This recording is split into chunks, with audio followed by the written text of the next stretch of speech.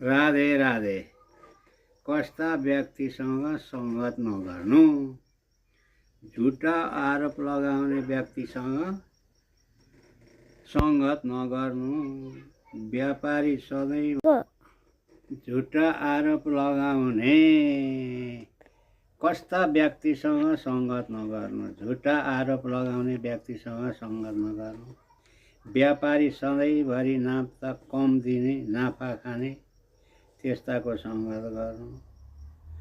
पण्डित पुरोहित तीनवटी स्वास्नी हुनेलाईको सङ्गत नगर्नु। लेखापढी गरेर जीविका चलाउनेकोसँग सङ्गत नगर्नु। अर्काकी श्रीमतीमा आसक्त हुनेलाईसँग सङ्गत नगर्नु। सधैँभरि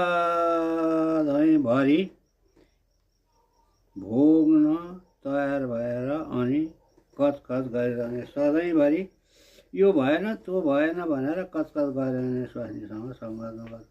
दैनिक नित्य पूजा नगर्नेको सङ्गत नगर्नु। 11 दिनका दिन मृतकका घरमा भोजन गर्ने ब्राह्मणसँग सङ्गत गर्नु। मन्त्र तन्त्र जानेको छैन, म पण्डित हुँ भन्नेसँग सङ्गत नगर्नु। घर घरमा गएर मागी खानेसँग सङ्गत नगर्नु। अर्काको धन ऋण लिएर नतिर्ने बेइमानीसँग सङ्गत कहिले पनि नगर्नु। यी कुराहरू याद गर्नु। राधे राधे।